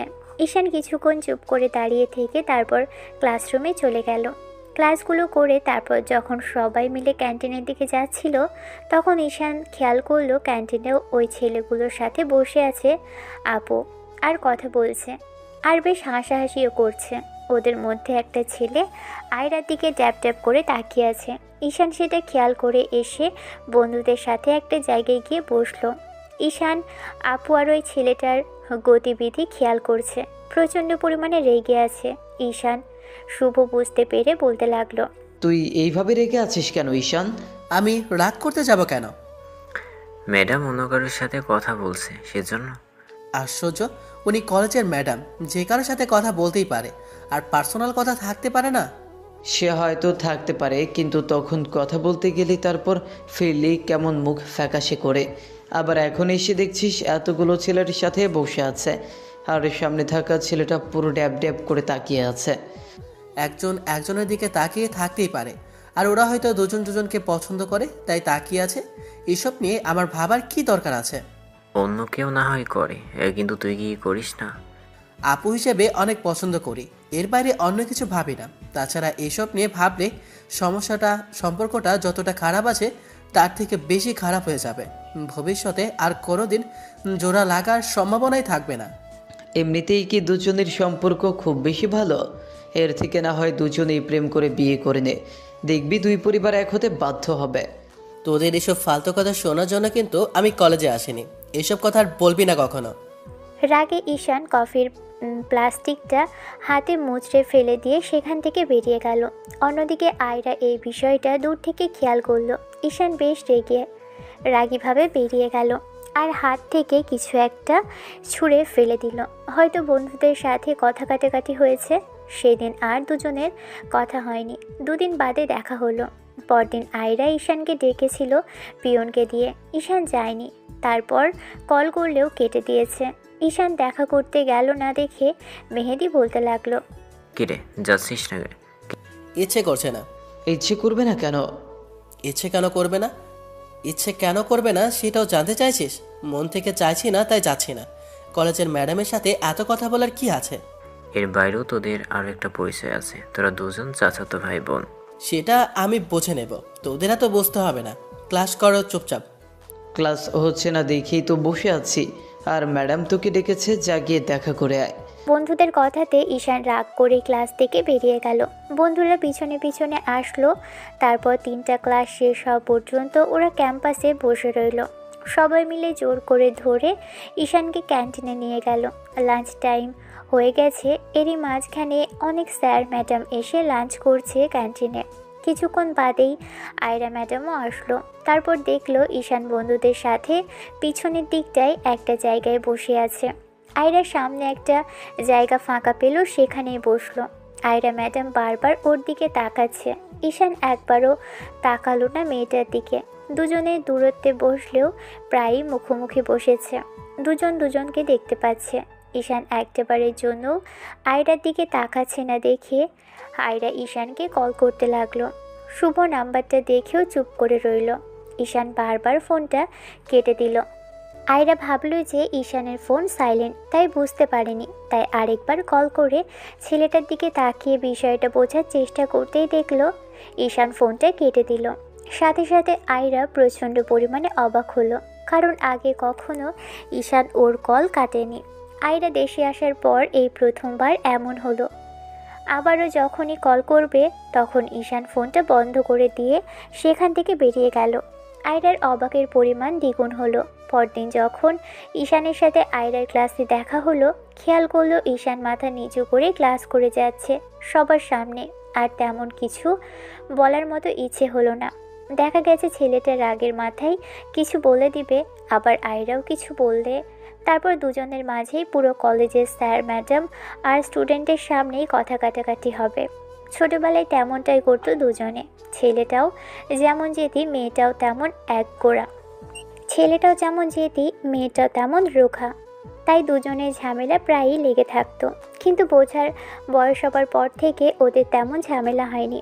আজকে কেন ছেলেটা আয়রাকে ইগনোর করলো? তাহলে কি কোনো কারণে পিজিটা রাগ করে আছে? পরদিনও বিষয়টা ভাবছিল আর ক্লাস করাচ্ছিল আয়রা, কিন্তু খুব বেশি মনোযোগ দিতে পারল না। আয়রা তারপর 40 মিনিটের ক্লাস 30 মিনিট নিয়ে বেরিয়ে গেল।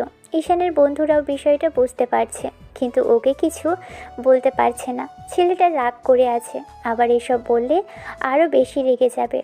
সেদিন আরও 2টো ক্লাস শেষ হতেই পিয়ন এসে ঈশানকে ডেকে গেল। তখন ঈশান যাচ্ছিল না। তখন আবুর নাম্বার থেকে কল আসলো। কয়েকবার বাজতেই ঈশান রিসিভ করলো। বিরক্তি নিয়ে রিসিভ করে কানে দিতেই ওপাশ থেকে আয়রা বেশ রাগী কণ্ঠে বলতে লাগলো, 5 মিনিট সময় দিচ্ছি, এর মধ্যে যদি আমার সামনে না আসো তাহলে ক্লাসের সবার সামনে গিয়ে কিন্তু টেনে নিয়ে আসবো।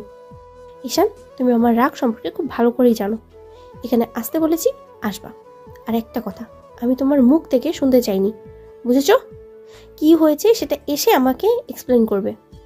5 মিনিট পরেই দুজন মুখোমুখি হলো। ঈশানের ইচ্ছে করলো না ঝামেলাটাকে আর বাড়াতে। যদি কিছু জিজ্ঞেস করে সবটা বলে দেবে ভাবলো। ঈশান গিয়ে আয়রার অফিস রুমে প্রবেশ করলো। পুরো কলেজে ক্লাস চলছে। আয়রার এরকম ডাকাডাকিতে ঈশানকে আসতে হলো। আর মেয়েটার কি ক্লাস নেই? ঈশান এসে সামনে দাঁড়াতেই আয়রা উঠে দাঁড়ালো। তারপর দরজাটা লাগিয়ে দিল। ঈশান অবাক হলেও আয়রার দিকে ফিরতেই আয়রা এসে ওর সামনাসামনি দাঁড়ালো। ঈশান মাথা নিচু করে নিতেই আয়রা বলতে লাগলো, কি আছে তোমার? ইগনোর কেন করছো আমায়? ইগনোর কেন করতে যাব? আপনি ব্যস্ত মানুষ, সবসময় কেন ডিস্টার্ব করবো আপনাকে? এটা আমার প্রশ্নের উত্তর না। যেটা জিজ্ঞেস করেছি সেটা বলো। ইগনোর যদি না করো তাহলে বারবার কল করছি, তারপরেও পিয়নকে দিয়ে ডাকলাম, আসছো না কেন? এমনিতেই ইচ্ছা হচ্ছে না, তাই আসেনি। তাছাড়া আপনি ব্যস্ত। তোমাকে কখনো ব্যস্ততা দেখিয়েছি? ক্যাম্পাসে আসার পর থেকে তোমার সাথে কখনো ব্যস্ততা দেখিয়েছি? না, তেমন কিছু না। এখন বলুন, কেন ডেকেছেন? আয়রা বুঝতে পারল কোনো কারণে ঈশান রেগে আছে, তবে কী কারণে সেটা জানে না। তবে ঈশানের আপনি বলাতেই আয়রা বুঝে গেছে ও রেগে আছে। আয়রা ঈশানের আর একটু কাছাকাছি আসলো। ছেলেটা সেখানেই দাঁড়িয়ে রইল। আয়রা ঈশানের মুখের পাশে হাত রাখতে ও খানিকটা অবাক হলো। আয়রা ঈশানের চোখে চোখ রাখলো, তারপর অসহায় কণ্ঠে বলতে লাগলো, কিছু বলো আমাকে। আমার কোনো কাজে রাগ করে আছো? প্লিজ বলো ঈশান। তোমার এরকম ইগনোর কিন্তু আমার ভালো লাগছে না ঈশান। আমি আপনার স্টুডেন্ট, আপনি এইসব কিছু জিজ্ঞেস করতে পারেন না, আর আমরা এত কাছাকাছি আসতে পারেন না। তাহলে বলো রেগে আছো কেন? আয়রা চোখে পানি টলমল করছে। কিছু না বললেই এক্ষুনি কান্না করে দিবে। আয়রা আপুর চোখের পানি দেখে ঈশান আর চুপ করে থাকতে পারল না, বলল, ওই ছেলেগুলোর সাথে এত কিসের কথা বলছিলে? ঈশানের কথাতে আয়রা কিছুটা চমকে উঠল। বুঝতে পারল ঠিক এই জন্যই পিচিটা রাগ করে আছে। গত পরশু ওই ছেলেগুলোর সাথে কথা বলাতেই তাহলে ছেলেটা এত বেশি রেগে আছে, যার জন্য দুদিন ধরে ওকে ইগনোর করলো। আয়রা এবার ঈশানের মুখের দুপাশে হাত রাখলো, বলতে লাগলো, অন্য ছেলেদের সাথে কথা বলেছি তাই এত রাগ করে আছো? ওরা আমার ফ্রেন্ড ঈশান। আমি বুঝতে পারিনি ওদের সাথে কথা বললে তুমি রাগ করবে। আমি বলতে চাইছিলাম, কিন্তু তুমি কালকে থেকে আমার সাথে কথা বলছো না। কথা বলতে তো বারণ করিনি। এমন করে কথা কেন বলতে হবে? তোমার সামনে বসে থাকা ছেলেটা এমন করে তাকিয়েছিল, সেটা খুব বেশি ভালো লাগছিল তোমার? সবার সামনে কেমন করে তাকাচ্ছিল? ওরা আমার দিকে তাকালে কি সমস্যা? জানি না। আমার চোখের দিকে তাকিয়ে বলো, আমি ভালোবাসো কিনা? আয়রার এমন ধারা কথাতেই ঈশান চমকে উঠল। কি বলছে এই মেয়েটা? মাথা খারাপ হয়েছে? ঈশান আয়রা থেকে নিজেকে ছাড়িয়ে নেওয়ার চেষ্টা করলে আয়রা ঈশানের শার্টের কলারটা দু হাতে চেপে ধরল। মেয়েটাকে আবার বিষয়টা জিজ্ঞেস করলো। তখন ঈশান বলতে লাগলো, এসব অবাস্তব কথা তোমার, এটা কখনো সম্ভব না। আমি এমনিতেই রাগ করেছি। কিন্তু আমি তোমার চোখে অন্য কিছু দেখতে পাচ্ছি। একটা ছেলে একটা মেয়ের জন্য এতটা রাগ তখনই করে যখন ওই মেয়েটাকে ছেলেটা খুব বেশি ভালোবাসে। তার মানে তুমিও আমাকে ভালোবাসো, আর সেই জন্যই অন্য কারোর পাশে আমাকে দেখে রাগ করেছো? না, তেমন কিছু না। তুমি তেমন কিছু না ভাবলেও আমি ভাবি ঈশান। আমি জানি তুমি আমাকে ভালোবাসো, আর আমিও বাসি। ঈশান কি বলবে জানে না, তাই চুপচাপ মাথা নিচু করে রাখলো। কি বলা দরকার এই মুহূর্তে ঈশানের জানা নেই। তবে আয়রা আপু ওর এত কাছে এসে এসব কথা খুব আদুরে কণ্ঠেই বলছে, যার জন্য যেন মেয়েটাকে ইগনোরও করতে পারছে না। ঈশানকে চুপ করে থাকতে দেখে আয়রা চোখের পানিটা মুছে নিল, তারপর হুটহাট করে বলতে লাগলো, বাবু চলো না বিয়েটা করে নিই। দুজনে দুজনকে ভালোবাসি, তাহলে তুমি কেন এড়িয়ে যাচ্ছ? এখন যতটুকু বাসো বিয়ের পর তার থেকে বেশি বাসবো, আর আমি তো বাসি শোনো। ঈশান কথা বলছে না, চুপ করে আছে। আয়রা নিজেকে কন্ট্রোল করতে পারল না। ঈশানের শার্টের কলার দু হাতে খামচে ধরে কান্না করে দিল। তারপর ওর বুকের সাথে মাথা ঠেকিয়ে বলতে লাগলো, এতগুলো দিন ধরে যাকে ভালোবাসি তাকে কখনো বলতে পারিনি। আজকে যখন তুমি বললে তখন মনে হলো আর চুপ করে থাকা ঠিক হবে না। বাইরে যাওয়ার পর থেকেই বুঝতে পারছিলাম যে তোমাকে ফেলে দূরে আসাটা আমার একটু উচিত হয়নি। পুরো 1.5 বছর তোমার সাথে যোগাযোগ ছিল না। এই 1.5 বছরে আমি ঠিক কতটুকু ভেতর থেকে কষ্ট পেয়েছি তুমি জানো না। পাশে এসে যখন তোমাকে খুঁজে পাইনি তখন খুব রাগ হচ্ছিল। মনে হচ্ছিল বাসা থেকে বেরিয়ে যা। কেন আমি বাইরে গিয়েছিলাম? যাবার আগে তো বুঝতে পারিনি, কিন্তু যাবার পরে বুঝতে পারলাম আমার এতদিনের ভালোবাসাটাও তোমার জন্য নিজের ভিতরে যত্ন করে রেখেছিলাম। তুমি আমায় ভালো না বাসলেও আমি অনেক বেশি ভালোবাসি। এতদিন পরে এসে সব সময় তোমার কাছাকাছি থাকার চেষ্টা করেছি, সেটা কেন তুমি বুঝতে চাইছো না? তোমার প্রতি আমার এই অনুভূতিটা, আমার ভালোবাসা, আমার জন্য তোমার মনে কি আছে আমি জানি না। তবে তবে তোমার আজকের কথাতে আমি বুঝে গেছি তুমি আমাকে সামান্য পরিমাণে হলেও ভালোবাসো। ঈশান শোনো, আমার চোখের দিকে থাকো। আমি বারবার বলছি বিয়ে করবে আমায়। চলো না শোনো, আজকে বিয়েটা করে ফেলি, দেখে পরিবারের মানুষগুলো আবার এক হয়ে যাবে। আমি এই জন্যই তখন বলেছিলাম যে আমরা চাইলে এটা সম্ভব হতে পারে, তো লজ্জায় তখন বলতে পারিনি।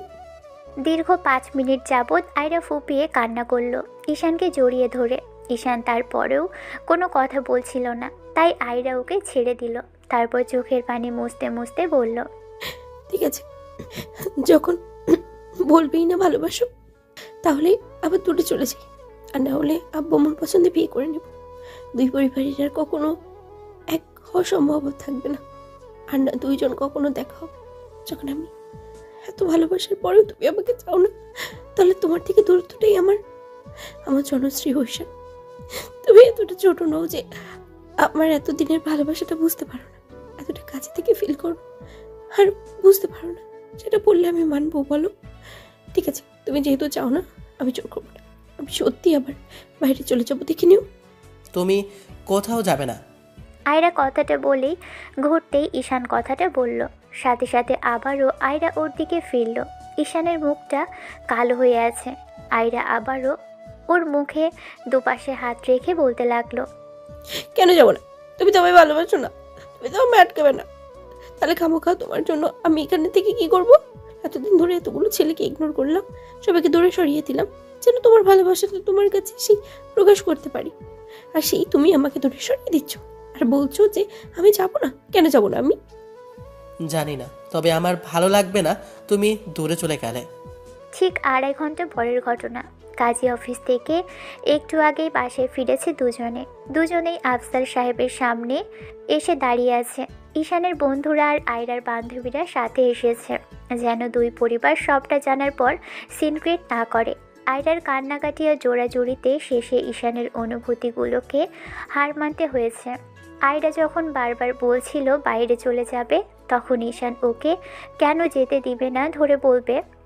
আয়রা যখন বারবার বলছিল বাইরে চলে যাবে, তখন ঈশান ওকে কেন যেতে দিবে না ধরে বললে ঈশান আর আবেগটা ধরে রাখতে পারেনি। মেয়েটাকে জাপটে জড়িয়ে ধরে কেঁদে ফেলেছিল, বলেছিল, আমি জানি না ভালোবাসি কিনা, কিন্তু দূরে গেলে আমার ভীষণ খারাপ লাগবে। আমি ভালো থাকতে পারবো না। তোমাকে সামনে থেকে না দেখলে আমি কেমন করে থাকবো জানি না। তুমি কোথাও যাবে না, কোথাও না। ঈশানকে আয়রা তখন বারবার জিজ্ঞেস করেছিল ওকে বিয়ে করে নিক, তাহলে আয়রা আর দূরে যেতে পারবে না। ঈশান কি বলবে ভেবে পাচ্ছিল না। আবার আয়রাতের কথাতে রাজিও হয়নি। তখন আয়রা ঈশানের বন্ধুদের ডেকে নিয়েছিল। ফ্রেন্ডরা মিলে অনেকক্ষণ ট্রাই করে তারপর ছেলেটাকে রাজি করিয়েছে। বলেছে বিয়েটা করলেই দুই পরিবার রাজি হবে। ঈশান জানে না হঠাৎ বিয়েটা কেন করে নিল, তবে এই মুহূর্তে আয়রাকেও হারাতে পারবে না। ঈশানের এটাই মনে হয়েছে, কারণ এই 1.5 মাসে সে বুঝতে পেরেছে এই মেয়েটা দূরে গেলে তার খুব খারাপ লাগবে, আর একে ছাড়া থাকাটা ওর পক্ষে ঠিক কতটুকু কষ্টদায়ক। ঈশান সেটা এই 2 দিনে বুঝতে পেরেছে, কারণ ওকে ইগনোর করে নিজেও কষ্ট পেয়েছে, তাই আর চুপ করে থাকতে পারেনি। মেয়েটার কান্নাকাটিতে শেষে বিয়েটা করেই নিল, কাউকে না জানিয়ে। বিয়ের আগে যখন ঈশানকে আয়রা ঘোরাচ্ছিল, তখন বলেছে বাসাতে এসে ঈশানকে যা বলতে বলবে ও যেন সেটাই বলে, আর বাকিটা আয়রা নিজেই সবাইকে বোঝাবে। বিয়ে করে যখন দুজনে ঈশানদের বাসায় আসছিল, তখন আয়রা নিজে থেকেই আব্বু আম্মুকে ফোন করে দেয় আর চাচুকে ফোন করে সবটা জানায়। ঈশান পাশেই ছিল, কোনো কথা বলেনি। যাই হোক, বাসার সামনে অনেকক্ষণ দাঁড়িয়ে থাকলেও যখন ঈশান কলিং বেল দিয়েছিল না, তখন আয়রা বলেছিল, শোনা জামাই, এত ভয় পেতে হয় না, কলিং বেলটা দাও বাবু। আমি না নতুন বউ, তুমি আমাকে দিয়ে কাজ করাবে। আয়রার কথাতে ঈশান কলিং বেল দিলে বাসার সদর দরজা খুলতেই আম্মুকে দাঁড়িয়ে থাকতে দেখা গেল। চাচি আম্মুকে দেখে আয়রা এসে ওর পায়ে হাত দিয়ে সালাম করলো। মেয়েটাকে এতদিন বাদে নিজের বাসাতে দেখতে তার উপর আবার এমন কাণ্ড করেছে। দুজনের গলাতেই আবার ফুলের মালা।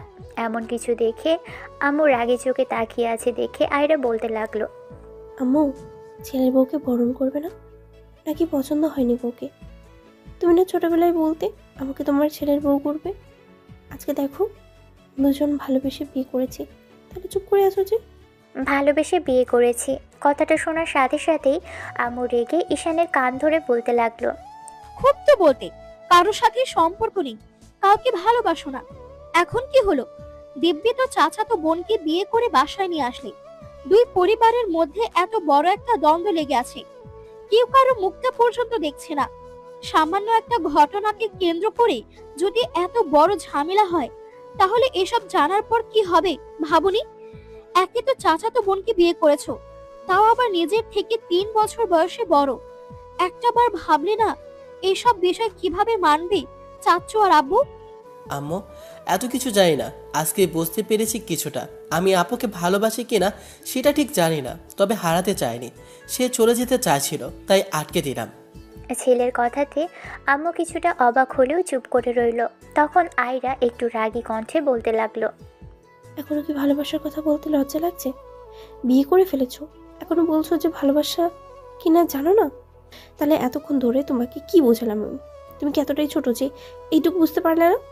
আয়রা কান্নার অভিনয় করতেই আম্মু ওকে এক পাশ থেকে জড়িয়ে ধরে চোখের পানি মুছিয়ে দিল। তারপর মেয়েটাকে নিয়ে গিয়ে সোফাতে বসাতেই ঈশান এসে মেয়েটার পিছনে দাঁড়ালো। তখন আম্মু বলতে লাগলো, আব্বু আর চাচুকে জানিয়েছো? জানিয়েছে, তোমার বৌমা সবাইকে জানিয়ে দিয়েছে। কি করে পারলে নিজের চাচাতো বোনকে বিয়ে করতে, তার উপর বয়সে সিনিয়র একটা মেয়েকে? এখন দুই ভদ্রলোককে কি করে সামলাবো একটাবার ভাবতে পারছো তোমরা? তোমাকে কিছু ভাবতে হবে না। তুমি আমাকে বউ হিসেবে মেনে নিয়েছো কিনা বলো। ছোটবেলায় আমি বলতাম, সেটা তো আবার মনে করিয়ে দিলে, তাহলে আবার অপছন্দের কি আছে? কিন্তু আমি চাইনি যে দুই পরিবারের এরকম কিছু হোক, সবাইকে জানিয়ে করলেও কিন্তু ভালো। এখন তোমাদের আব্বু আর চাচু কি করবে আমি সেটাই ভেবে পাচ্ছি না। সম্পর্কটা কি এর থেকে বেশি নষ্ট হবে নাকি ঠিক হয়ে যাবে, সেটা ভেবেই ভয় লাগছে। তুমি বসো, তো এত টেনশন করতে হবে না, সব ঠিক হয়ে যাবে। দেখো, আম্মুর হাত ধরে আয়রা পাশে বসালো। ঘন্টাখানেক পরের ঘটনা। দু পরিবারের মানুষগুলো ডাইনিংয়ে বসে আছে। আয়রা আর ঈশান দুজনে পাশাপাশি মাথা নিচু করে দাঁড়ানো। আয়রা বারবার ঈশানকে খুঁজিয়ে কিছু একটা বলার জন্য ইশারা করছে। ঈশান আব্বু আর চাচুর দিকে তাকাতেই দেখলো দুজনেই যেন ওকে চোখ দিয়ে গিলে খাবে এমন একটা অবস্থা। এই বুঝি আব্বু এসে দুমদাম কিলচর থাপ্পড় লাগিয়ে দেবে ছেলেকে। এরকম একটা অবস্থায় এবার ঈশান কাঁপা কাঁপা কণ্ঠে বলতে লাগলো, আব্বু, চাচু, তোমরা দুজনে এখানে ছিলে না। আমরা ভাবলাম আমরা বিয়েটা করে নিলে দুজনের পরিবার আবার এক হয়ে যাবে, তাই। আব্বু এবার হুঙ্কার দিয়ে দাঁড়িয়ে পড়লো আর বলতে লাগলো, মামুনি, আমি রাজি হয়ে কি হবে? তোমার আব্বু কখনো এই বিয়ে মানবে না। তোমার কি মনে হয় তোমরা যা করলে তারপর দুই পরিবার এক হয়ে যাবে? তোমার আব্বু যে পরিমাণে রাগ করে আছে সেটা বুঝতে পারছো না? দেখো, এখানে আসার পর থেকে একটা কথাও বলেনি। আয়রা আব্বুর কথা শুনে বাচ্চাদের মতো ভ্যাবা করে কেঁদে ফেললো। মেয়েটার এরকম অভিনয় দেখে ঈশান ওর দিকে তাকিয়ে রইল। এবার আয়রা বলতে লাগলো, মানে চাচ্ছ তোমার ছেলের বউ হিসেবে আমাকে পছন্দ হয়নি, তাই না? আয়রা কথাগুলো বলেই ফুপিয়ে ফুপিয়ে উঠতে লাগলো। তখন আব্বু বলতে লাগলো, মানে ভাইজান, তুমি কি বলছো? না জানিয়ে ওরা এত বড় একটা অন্যায় করছে, আর তুমি কি না? ঈশান কিছু বলতে যাবে তার আগেই আব্বু তেড়ে আসলে ওকে মারতে। এবার চাচু আব্বুর হাত ধরে আটকে দিল। আব্বু অবাক চোখে চাচুর দিকে তাকালে উনি বলতে আরম্ভ করলেন, সেদিন একবার আমার ছেলের গায়ে হাত তুলে ঝামেলা হয়েছে, এখন আমার মেয়ের জামাইয়ের গায়ে হাত তুলতে আবার ঝামেলা হবে। কিন্তু ভাইজান, তুমি এত সহজে কি করে? সেদিন তোর কোনো অন্যায় ছিল না, আমি ভুল বুঝেছিলাম, উল্টো তোর উপর রাগ দেখিয়েছিলাম। ওরকম বদমেজাজি একটা ছেলেকে আমার আগেই শাসন করা উচিত ছিল, কিন্তু সেদিন নিজের ভুল করে দুজন আলাদা হয়ে গেছি। আর আজকে যদি তুই আবারও সেই ভুলটা করতে যাস, আমি আবারও সিন ক্রিয়েট করব, তারপর আবারও দুজনের সম্পর্কের ফাটলটা আরও বেশি গভীর হবে। তার থেকে ছেলে মেয়ে প্রেম ভালোবাসা করে বিয়ে করেছে, সেটা মেনে নিলেই হয়। এক ভুলে দুই পরিবার আলাদা হয়েছিল, আর এক ভুলে না হয় দুই পরিবার এক হোক। আর এটা ভুল কিসের? ছেলে মেয়ে একটা শুভ কাজ হয়েছে, অবশ্য ওরা জানিয়ে করলেও পারত। তার মানে তুমি আমাদের উপরে রাগ করে নেই আব্বু? রাগ করার কি আছে? মেয়ে তো আর ছেলের মতো মাথা মোটা নয় যে ভুলভাল সিদ্ধান্ত নিবে। এরকম একটা সোনার টুকরো জামাই পেলে কি করে না মেনে নিয়ে পারি বল? তোরা ছোট হয়ে যে সিদ্ধান্ত নিয়েছিস, আমরা বড় হয়েও সেটা নিতে পারিনি। আমার ভাই আমার উপর রাগ করে কথা বলেনি, আর আমিও ইগো দেখিয়ে দূরে ছিলাম। নিজের এমন ফালতু রাগে ভাইকে মুখটা আমার ছিল না, কিন্তু তোরা সেটা সহজ করে দিয়েছিস। দুই পরিবারকে আবার এক করার জায়গায় করেছিস। চাচুর কথাতে আয়রা দৌড়ে এসে তাকে জড়িয়ে ধরল। চাচু মেয়ের মাথায় হাত বুলিয়ে দিল আর আয়রা বলতে লাগলো, আমি এতটা ভয় পেয়ে গেছিলাম জানো। আমি ভেবেছিলাম যে তুমি রাগ করে আর আমার সাথে কথাই বলবে না। দুইটা মাত্র ছেলে মেয়ে আমার, একমাত্র মেয়ের উপর রাগ করে থাকতে পারি? এবার আয়রা ইশারা করতেই ঈশান আসতেই আয়রা আব্বুকে ছেড়ে দিয়ে পায়ে হাত দিয়ে সালাম করতে গেলে আব্বু ওদের উঠিয়ে জড়িয়ে ধরল। কিছুক্ষণ দুজনের মাথায় হাত বুলিয়ে দিল আর আব্বু ওনার থেকে কিছুটা দূরে দাঁড়িয়ে আছে। এবার আয়রা চাচুকে কিছু একটা ইশারা করতেই উনি দুজনকে ছেড়ে দিল। তখন বড় ভাই এসে ছোট ভাইকে জড়িয়ে ধরতেই ঈশানের আব্বু চাচুকে জড়িয়ে ধরে বলতে লাগলো, আমার ভুল ছিল ভাই, তার জন্য আমাকে মাপ চাওয়ার কোনো দরকার নেই। আমি তোমার ছোট, যেটা হয়েছে সেটা ভুলে যাও। আর এখন থেকে ছেলে মেয়েদের মেনে নিয়ে বড় একটা রিসেপশনের অনুষ্ঠান করে সবাইকে জানিয়ে দাও ছেলে মেয়েদের বিয়ে দিয়ে দিয়েছি। আমরা কি বলবো? সেই ভালো, শুভশ্র শীঘ্র আমরা একটা বিয়ের দাওয়াত পেয়ে যাই। অনেকদিন কোনো আত্মীয় কিংবা বন্ধু বান্ধবের বিয়ে খাওয়া হয় না। বন্ধু এসেছে পর থেকেই বলছি একটা বিয়ে করে নিতে, শেষে কিনা কলেজের ম্যাডামের সাথে। ঈশান খানিকটা লজ্জা পেয়ে মাথা নিচু করল। আয়রাও লজ্জায় মাথা নিচু করে নিল। সারাটা বিকেল দুই পরিবার একসাথে কাটালো। এরই মাঝে ঈশান বিয়ের পরই আপুকে কল করে দিয়েছিল। আপুর আসতে একটু লেট হলো, তবে এসেছে। আপু বেজায় খুশি যে ওরা দুজন বিয়ে করে নিয়েছে। ঈশান ভেবেছিল আপু রাগ করবে জানিয়ে বিয়ে করেনি বলে, কিন্তু এসে ভাইয়ের কানটা টেনে দিয়েছে ইচ্ছে মতো। এই জন্যই যে চাচাতো বোনকে ভালোবাসে সেটা জানায়নি। ঈশান তখন বলল বিয়ের আগ পর্যন্ত নিজেও বুঝতে পারেনি আজকের আগে ওর সিনিয়র চাচাতো বোন ম্যাডামকেও এত ভালোবাসে।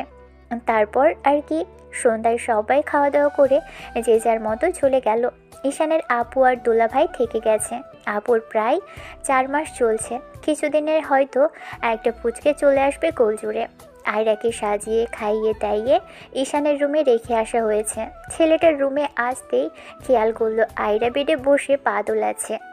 এই কি ব্যবহার, শেষে কিনা বউ মনের সুখে বসে পা দোলাচ্ছে। ঈশান ভেবেছিল রুমে আসতেই বউ উঠে এসে পায়ে সামনে বসে ঘন ঘন সালাম করবে। এ তো তার উল্টো দেখছে, বউ ফোন চালাচ্ছে। ঈশান এসে এবার একটু গলা খাকারি দিতেই মেয়েটা ওর দিকে তাকিয়ে বলতে লাগলো, কি হয়েছে, তুমি এরকম করতেছো কেন? ঘুম আসলে শুয়ে পড়ো। শুয়ে পড়বো মানে? আজকের মতো একটা রাতে শুয়ে পড়তে বলছো কেন? তাছাড়া তুমি কার সাথে এত কথা বলছো? কারোর সাথে না তো, গেম খেলছি দেখো। আজব, এখন গেম খেলার সময় ফোনটা রাখো। আর আজকে না আমাদের বাসর রাত, আর তুমি কি না। এই পিচ্ছি, কিসের বাসর? হ্যাঁ, তোমার এখনো বাসর করার বয়স হয়নি। যাও গিয়ে ঘুমিয়ে পড়ো। আর লজ্জা করে না কলেজের ম্যাডামকে এইসব বলতে? তোমার নাম কিন্তু আমি প্রিন্সিপালের কাছে কমপ্লেন করব। ফাজিল। তাই না? ঠিক আছে, আমি যখন কাছে আসবো না তখন দেখব তুমি আমাকে কি করে কাছে টেনে নিতে পারো। তারপর দূরে চলে গেলে গত 2 দিনের মতো ইগনোর করলে বুঝতে পারবে যে এই পিচ্চির বয়স হয়েছে কিনা তোমার কাছে আসার। ঈশান কথাটা বলে মেয়েটাকে রাগিয়ে দিল। আয়রা ফোনটা বিছানায় ছুঁড়ে ফেলে দিয়ে উঠে দাঁড়াতেই ঈশান ওর হাত ধরে হ্যাচকা টানে কোমর জড়িয়ে ধরে নিজের সাথে মেশালো। ঈশানের হঠাৎ এরকম কর্মকাণ্ডে আয়রা কিছুটা হকচকিয়ে গেল। ঈশান এক হাতে মেয়েটার কোমর জড়িয়ে ধরে অন্য হাত দিয়ে মুখের এক পাশে রেখে একটা নেশালো দৃষ্টিতে আয়রার মায়াবী চেহারার দিকে তাকিয়ে রইল। অন্যদিকে আয়রা ট্যাপ ট্যাপ করে পিচিটার দিকে তাকিয়ে রইল। তখন ঈশান বলতে লাগলো, আমি পিচ্ছি তাই না? এই পিচ্ছি আজকে অনেক কিছু করে দেখাবে। তুমি একদম আমার সাথে কিন্তু দুষ্টুমি করতে পারবে না। কেন? নিজের বইয়ের সাথে পড়লে কি খুব বেশি খারাপ হবে? খারাপ হবে কিন্তু জানি না, তবে আমার খুব লজ্জা লাগছে। সেটা আমি বুঝে নেব। আমি ভাবলাম তুমি আমাকে বাধা দিবে, জোর করে দূরে সরিয়ে দিবে। চাইলেও কি সেটা পারবো নাকি এখন থেকে? তার মানে বউ সম্মতি দিচ্ছে তাই তো? কথাটা বলে ঈশান আয়রার ঠোঁটের দিকে ঠোঁটজোড়া এগোতে গেলেই মেয়েটা লজ্জায় চোখ বুজে নিয়ে এক হাতে ঈশানের শার্টের কলারটা, অন্য হাতে চুলগুলো খামচে ধরল। ঈশানও ঠোঁটে আলতো করে ঠোঁট ছোঁয়াতেই আয়রা নিজের ঠোঁট জোড়া ঈশানের ঠোঁটে চেপে ধরতে লাগলো। মেয়েটা জোরে নিঃশ্বাস নিতে লাগলো। ঈশানের খুব হাসি পাচ্ছিল। যেখানে ওর ভয় পাওয়ার কথা ছিল সেখানে কিনা আয়রা এরকম করে হাঁপাচ্ছে।